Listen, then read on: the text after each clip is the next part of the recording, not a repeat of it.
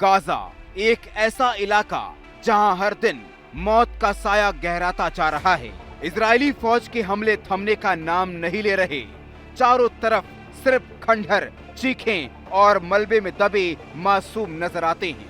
Israel के प्रधानमंत्री Benjamin Netanyahu का इरादा अब साफ दिखने लगा है। गाजा के बाद वेस्ट बैंक पर कब्जा कर फिलिस्तीन के एक आजाद मुल्क बनने का सपना हमेशा के लिए कुचल देना। इस कड़वी हकीकत के बीच अमेरिका खुलकर इजराइल के साथ खड़ा है, लेकिन मिडिल ईस्ट का सबसे अहम मुस्लिम देश सऊदी अरब अब अपनी चालें बहुत समझदारी से चल रहा है।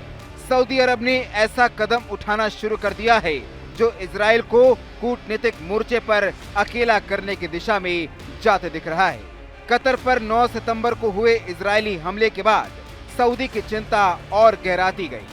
दशकों से अमेरिका उसे सुरक्षा कवच देता आया, लेकिन अब इस हमले ने अमेरिकी भूमिका पर सवाल खड़े कर दिए हैं।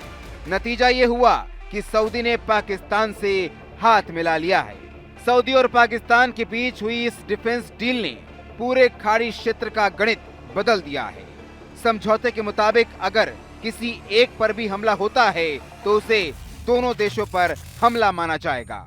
पाकिस्तान परमाणु शक्ति से लैस है और अगर उसने किसी जंग में कदम रखा तो पूरी दुनिया परमाणु युद्ध के खतरे के मुहाने पर खड़ी हो सकती है। इजराइल भी परमाणु संपन्न है। ऐसे में सऊदी ने पाकिस्तान को आगे कर अपनी सीमाओं पर पहले से कहीं ज्यादा सुरक्षा बना दिया है। इसके बदले सऊदी अरब पाकिस्तान के रेलवे, हेल्थ और एनर्जी सेक्टर में निवेश करेगा। लेकिन सऊदी की कोशिश सिर्फ सुरक्षा तक सीमित नहीं है। कूटनीतिक मैदान में उसने इजराइल को पीछे धकेलना शुरू कर दिया है। फिलिस्तीन की आजादी के लिए उसने 2 स्टेट सॉल्यूशन की आवाज बुलंद की। उसका कहना है कि जब तक फिलिस्तीन को अलग मुल्क नहीं बनाया जाएगा तब तक मिडिल ईस्ट में शांति नामुमकिन है। इस मुहिम को फ्रांस, ब्रिटेन, कनाडा, पुर्तगाल और ऑस्ट्रेलिया जैसे देशों का समर्थन मिल चुका है। कूटनीतिक स्तर पर ये इजराइल के लिए करारा झटका है। अब इस मुद्दे पर इजराइल के साथ सिर्फ अमेरिका ही खड़ा नजर आ रहा है। वहीं गाजा में मानवीय त्रासदी दिन ब दिन और गहराती जा रही है। इजरायली सेना ने गाजा सिटी के बड़े अस्पताल जॉर्डनियन हॉस्पिटल को खाली करने का आदेश दिया है। यहाँ करीब 300 मरीज भर्ती हैं, जिनमें से कई अपनी आखिरी सांसें गिन रहे हैं। रोजाना सैकड़ों मरीज इलाज के लिए यहाँ आते हैं, लेकिन इजरायली सेना का दावा है कि ये अस्पताल हमास का अड्डा है। 2 साल से लगातार बमों की बारिश झेल रहा गाजा अब खंडहर में बदल चुका है। न खाने को अनाज बचा है, न पीने को साफ पानी। बच्चे भूख से बिलबिला रहे हैं और माओ की आंखों में आंसू हैं। ये वो तस्वीर है जिसे दुनिया भर के इस्लामी देश अब और नजरअंदाज नहीं कर पा रहे।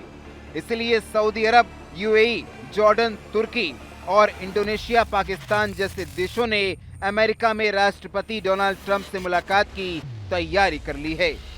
इस मुलाकात में ट्रंप गाजा युद्ध को रोकने के लिए अपनी योजना सामने रख सकते हैं, लेकिन सवाल ये खड़ा होता है कि क्या ये योजना जमीनी हकीकत पर बदल सकेगी या फिर नेतन्याहू का इरादा फिलिस्तीन को हमेशा के लिए मिटा देना है।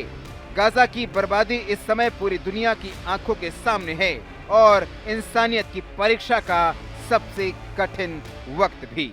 जहाँ भक्ति है हर शब्द में, कथाओं में छुपे हैं दिव्य रहस्य और ज्योतिष देता है जीवन को दिशा। धर्म से जुड़ी हर बातों को जानने के लिए हमारे चैनल स्तुति को सब्सक्राइब करें। चैनल पर जाने के लिए इस लिंक पर क्लिक करें।